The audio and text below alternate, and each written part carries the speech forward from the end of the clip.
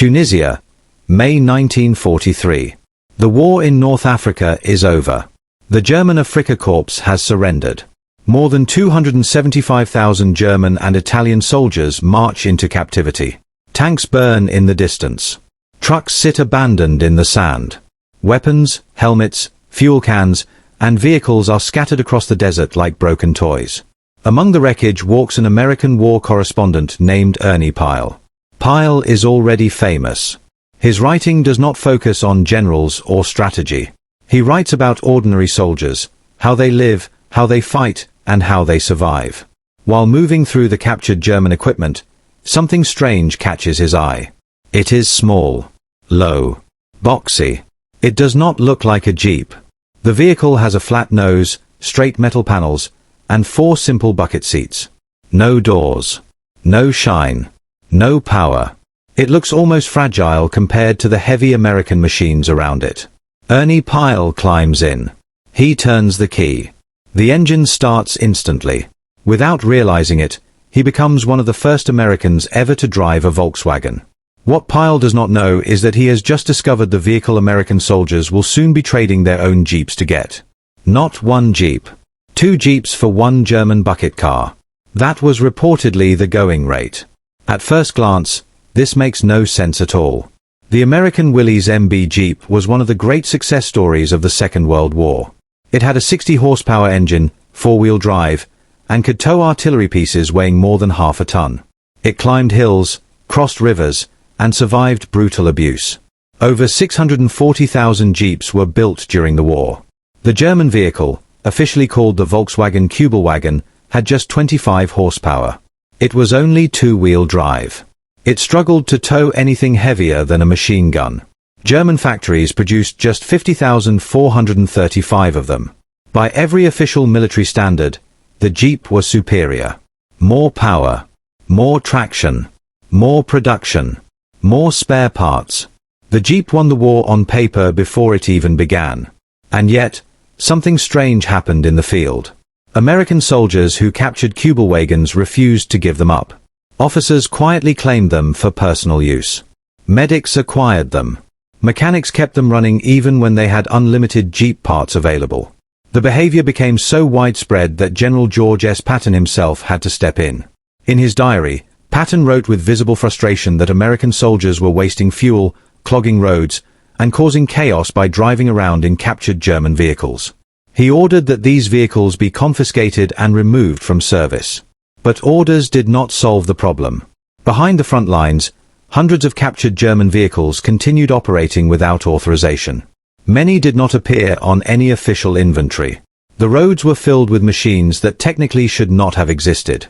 The medical corps became especially notorious. It seemed that every enlisted medic had acquired personal transportation. German bucket cars moved wounded men, supplies, and officers faster and more comfortably than standard-issue Jeeps.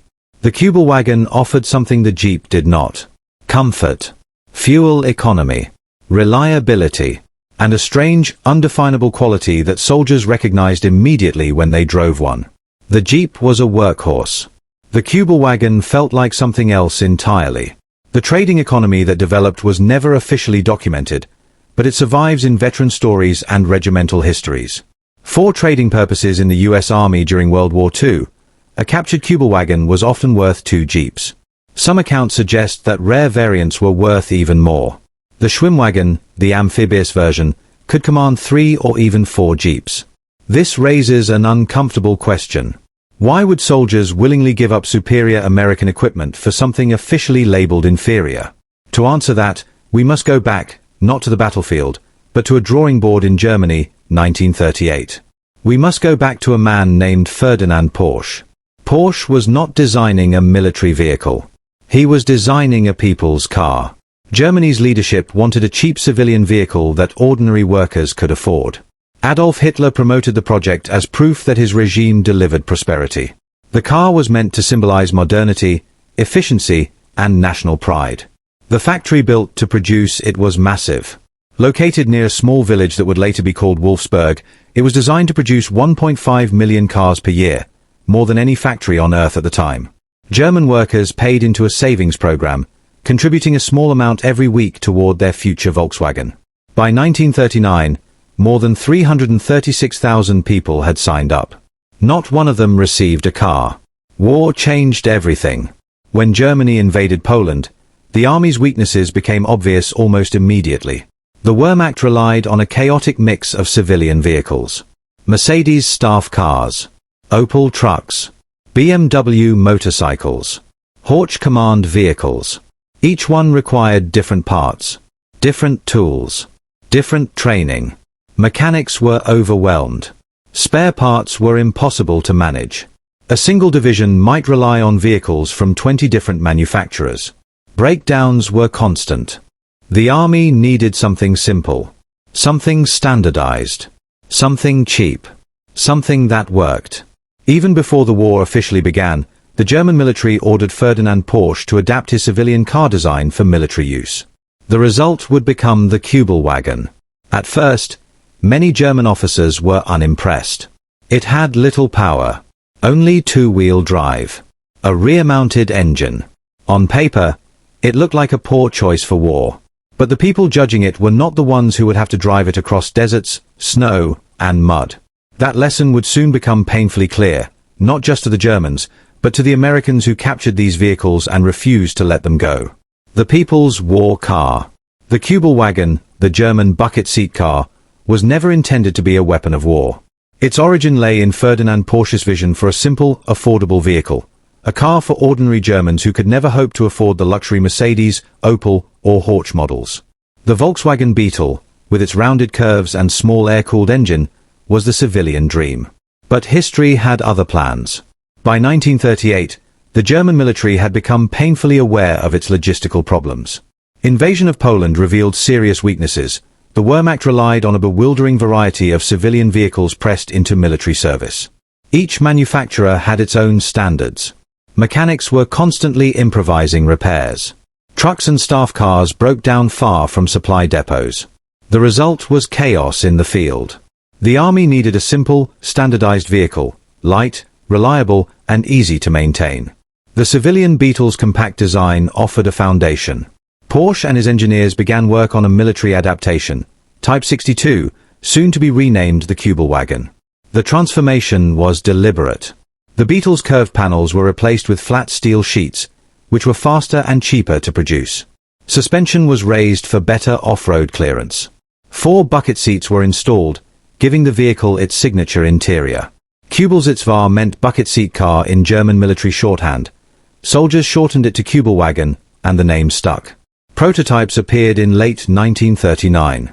Early tests alarmed some officers. 25 horsepower. Rear engine layout. Only two-wheel drive. By conventional standards, it seemed a disaster waiting to happen. Yet, the designers had a different philosophy. Their goal was weight reduction and mechanical simplicity. Every kilogram mattered. The Type 62 weighed just 725 kilograms, nearly 40% less than the American Jeep. Its underbody was smooth, allowing it to slide over obstacles rather than dig in. Its rear-mounted, air-cooled engine eliminated radiators, one of the most vulnerable components on conventional vehicles. No more frozen engines in the Russian winter, no more overheating in the North African desert. Initial field tests proved Porsche's ideas were more than theory. On snow-covered roads, the light vehicle outperformed heavier four-wheel drive vehicles. In mud, it refused to bog down. Mechanics could lift the Kübelwagen out of deep sand or snow with 4 men, something impossible with a Jeep or truck. Production began cautiously. The first units rolled off the KDF factory at Wolfsburg in early 1940. This massive plant was intended for civilian cars, but the demands of war reshaped it. Initially, annual output was small, just 600 vehicles in 1940. But production increased steadily, even under Allied bombing raids, reaching 15,000 vehicles in 1943 and over 16,000 in 1944. By the war's end, roughly 50,435 Kübelwagens had been built. The workforce that produced these cars tells a darker story. As German manpower shortages grew, Wolfsburg increasingly relied on forced labor. Prisoners from occupied territories and concentration camps worked under harsh conditions to meet production goals. Some accounts suggest that by 1944, 2/3 of the factory workforce consisted of coerced foreign workers. While the vehicle itself represented innovation, it was built amid human suffering. Despite the grim context, the Kübelwagen quickly earned a reputation for reliability in extreme conditions. In North Africa, the Afrika Korps deployed thousands of these lightweight vehicles. Temperatures exceeded 50 degrees Celsius during the day and dropped near freezing at night. Sand infiltrated every mechanical component. Water-cooled Allied vehicles constantly overheated. Radiators boiled dry, engines failed, and convoys stalled. Meanwhile, the Kübelwagen continued to move. Its air-cooled engine and lightweight design meant it could travel hundreds of kilometers with minimal fuel. Its smooth underbody prevented sand and debris from jamming mechanical parts. The Tropen variant received larger air intakes and balloon tires to improve desert performance. By every practical measure, it survived where other vehicles perished. The Eastern Front presented a different challenge. Winter in Russia reached -40 degrees Celsius, a deadly combination of cold, mud, and snow. Most German trucks and staff cars froze before encountering enemy fire. Radiators cracked, oils thickened, batteries died.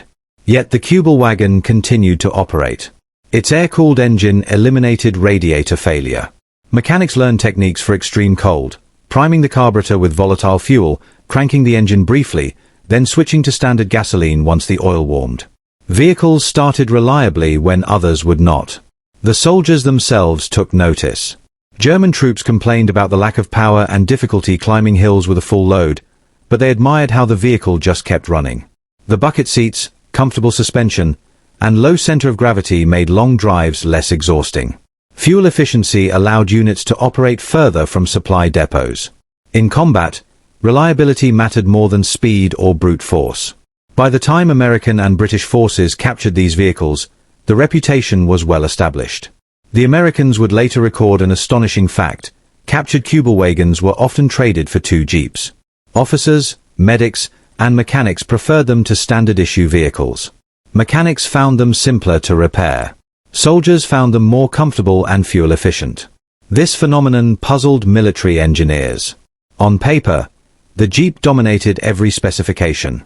More horsepower, 4-wheel drive, greater towing capacity, tens of thousands more vehicles produced. But in the field, soldiers judged differently. They measured the vehicle against a single standard. Did it work? Did it keep me alive? Did it make my life easier? In this respect, the Kübelwagen succeeded spectacularly. It combined simplicity, reliability, and adaptability in a way few vehicles had achieved before. While the Americans and British focused on brute force and industrial output, Porsche and his engineers had quietly mastered elegant compromise, weight savings, minimal complexity, and thoughtful design for the end user, the soldier. Even as late as 1943, when the Afrika Korps surrendered, American troops marveled at what they found. The Kübelwagen, stripped down and modest, was far more than it appeared. Its value was not in raw power, but in its ability to survive deserts, snow, and mud, and keep its passengers safe and functional. When Ernie Pyle drove one through the Tunisian desert, he may not have realized its full story. But soldiers immediately recognized it. These small, lightweight cars, which German engineers built for efficiency, became prized trophies for the Allies. The stage was set. The Americans were about to begin the great trade that made no sense, exchanging 2 jeeps for 1 small German car, not because they were ordered to, but because they understood what the official evaluations could not capture. The Kübelwagen worked when everything else failed. That simple truth would drive obsession among the troops for the remainder of the war. Engineering that defied logic. By now, the story of the Kübelwagen is clear. Soldiers loved it, mechanics preferred it, and officers were frustrated by it. But to truly understand why, we need to examine the engineering brilliance that made this seemingly weak, 2-wheel drive car outperform many heavier, more powerful vehicles in the field. At first glance, the specifications look modest. The Kübelwagen used a rear-mounted, air-cooled flat-4 engine, producing roughly 23 to 25 horsepower at 3,000 revolutions per minute. Maximum torque was around 68 Newton-meters at 2,000 revolutions per minute. Top speed reached about 80 km per hour, 50 miles per hour, while fuel consumption averaged a remarkable 7 liters per 100 kilometers, roughly 34 miles per gallon. A full tank of 40 liters gave a theoretical range of nearly 600 kilometers. Compare this to the American Jeep. The Willys MB had a 2.2-litre four-cylinder engine with 60 horsepower, top speed of 105 km per hour, and fuel consumption ranging from 12 to 15 litres per 100 kilometers. It weighed over 1,000 kilograms, nearly 40% heavier than the Kübelwagen. On paper, the Jeep should dominate every category: speed, pulling power, and off-road capability. Yet American soldiers who captured and drove the vehicles saw something different. At the Aberdeen Proving Ground, US engineers conducted tests on captured Kübelwagens. Their findings contradicted official expectations. While the Jeep excelled in raw power and towing, the Kübelwagen was faster on roads, more comfortable, easier to maintain, and mechanically simpler. It survived harsh terrain with minimal attention, while the Jeep required constant maintenance. One of the most clever innovations was the portal gear hub. Unlike conventional axles, the Kübelwagen's hub allowed the axle to sit above the wheel center, creating 11 inches of ground clearance, higher than the Jeep's 8.75 inches. This allowed the car to clear rocks, stumps, and other obstacles that would trap heavier vehicles. Another innovation was its fully independent torsion bar suspension. Each wheel could move independently, absorbing bumps and irregularities without transmitting shocks to the chassis. Jeep passengers experienced every jolt. After long drives, soldiers riding in a Kübelwagen felt fresh, alert, and ready for action. Even with two-wheel drive, the car remained remarkably capable off-road thanks to a limited slip differential from ZF. This system ensured that if one wheel lost traction on mud, ice, or sand, the other wheel still received torque. Combined with a lightweight body and smooth undercarriage, the vehicle achieved approximately 80% of four-wheel drive performance without the added complexity, weight, or maintenance issues. Perhaps the most underestimated feature was the smooth, flat underbody, which German engineers called the toboggan effect. Heavy vehicles like Jeeps often caught on rocks, ruts, or debris, digging themselves in and requiring significant effort to extricate. The Kübelwagen's flat belly allowed it to slide over obstacles, whether snow, sand, or mud. Soldiers could lift, push, or maneuver it with surprising ease. The air-cooled engine further increased reliability. Conventional water-cooled engines depended on radiators, water pumps, and antifreeze. A single bullet, leak, or freezing temperature could immobilize a vehicle. The Kübelwagen had no radiator, no coolant, and no water-dependent parts. Air flowed naturally over the rear-mounted engine, passing through vents and exiting through exhaust channels. Heat dissipation was simple and reliable, and when the temperatures dropped below -40°C on the eastern front, this simplicity saved vehicles that might otherwise have been lost. Soldiers reported that in the desert, the Kübelwagen could drive through fine sand without overheating. In mud or snow, it rarely got stuck. Its low weight allowed 4 men to lift it from deep ruts. Even the engine layout contributed. The rear engine design gave the rear wheels additional traction under most conditions, and weight distribution prevented the vehicle from nose-diving into soft terrain. Every component was designed with the end user in mind. German engineers considered the mechanic working in a muddy field or a freezing forest. Fewer moving parts meant fewer failures. Fewer specialized tools were required. Maintenance was faster and simpler. A trained soldier or junior mechanic could keep a Kübelwagen running while Jeeps required more experienced hands and spare parts constantly on hand. The vehicle was not without flaws. It lacked power. Climbing steep hills with 4 men and gear could be a struggle. The open top made rain and snow uncomfortable. The thin steel body offered no protection against bullets. Yet these weaknesses were outweighed by reliability, efficiency, and ease of operation, qualities that soldiers valued far more than speed or brute force. British engineers who examined captured Kübelwagens noted something striking. While they dismissed it as not brilliant from a design perspective, their field reports admitted that the vehicle delivered roughly 80% of the performance of four-wheel drive vehicles while being far simpler.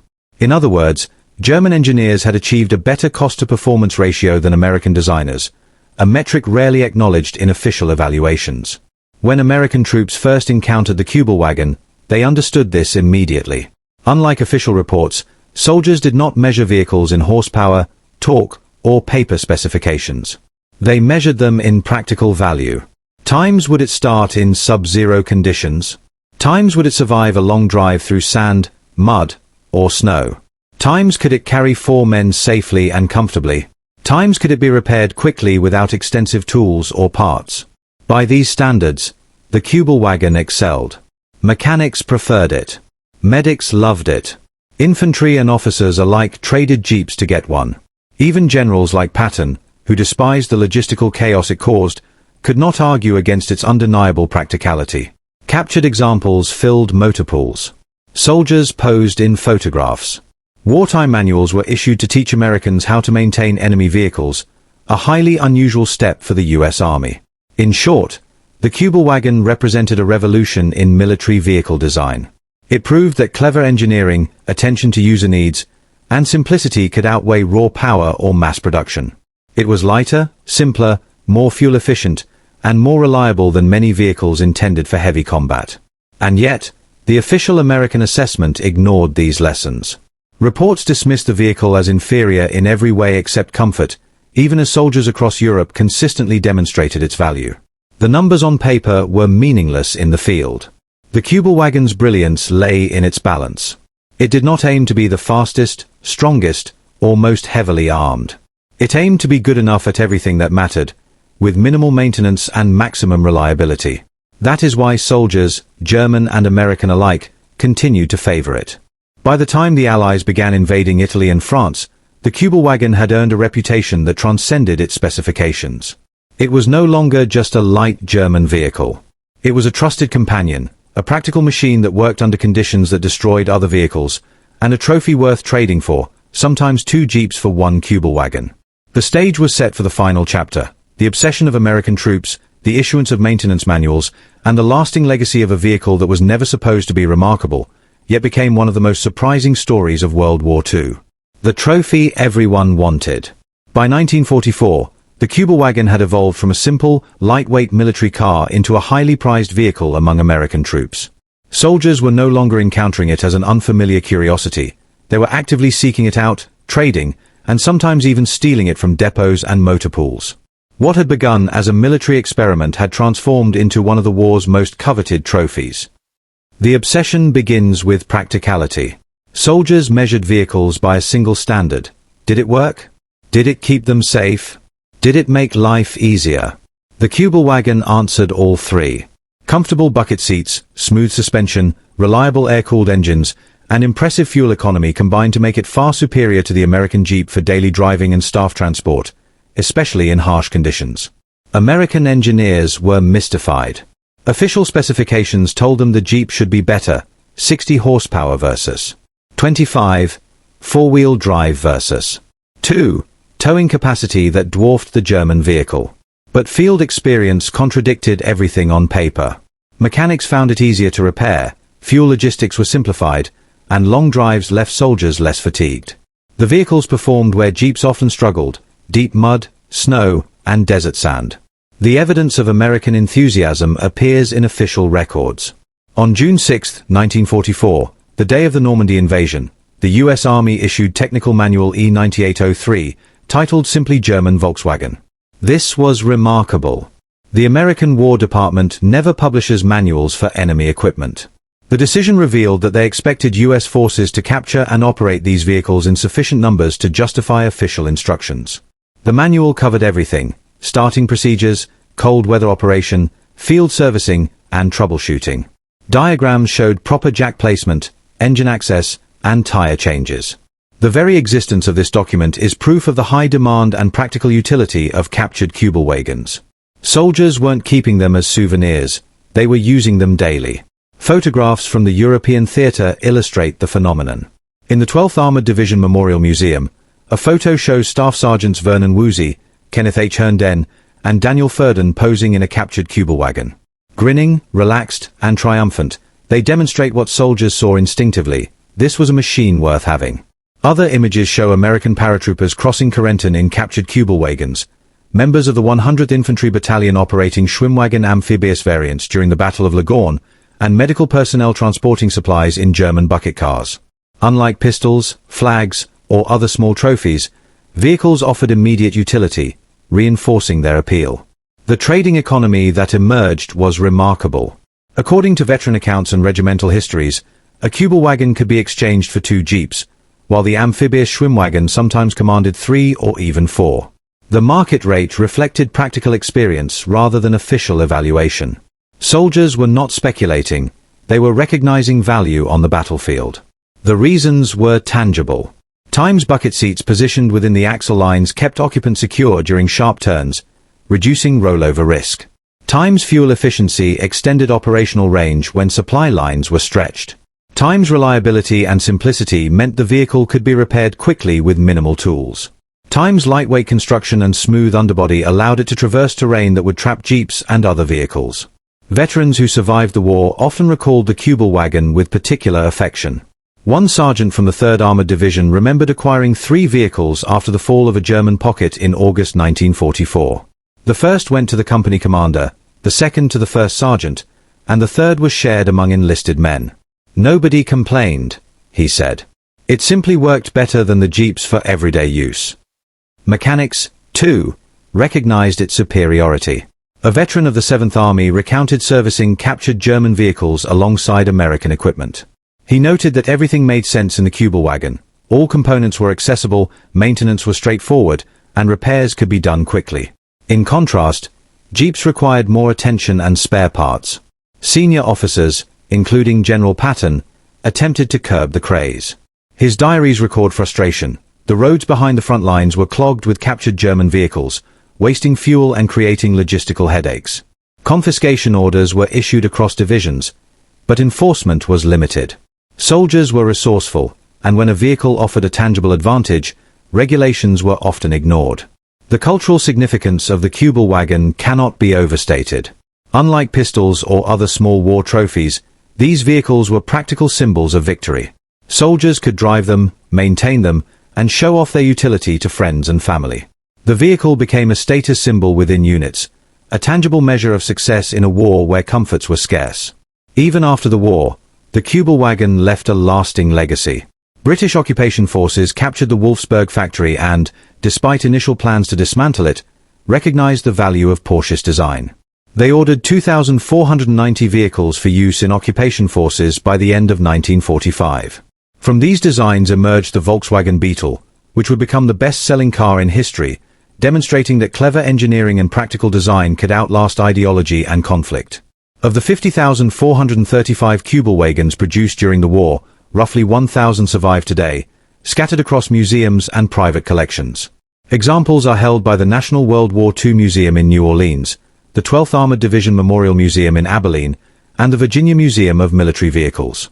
Collectors pay substantial sums for vehicles with documented provenance. Interestingly, most American soldiers never brought their captured Kübelwagens home. Regulations classified vehicles as property of the state. Shipping was complicated, inspections were rigorous, and paperwork was extensive. Many were used until they broke down, abandoned, or repurposed by replacement troops. The vehicles disappeared into the chaos of post-war Europe, leaving behind stories, photographs, and a reputation.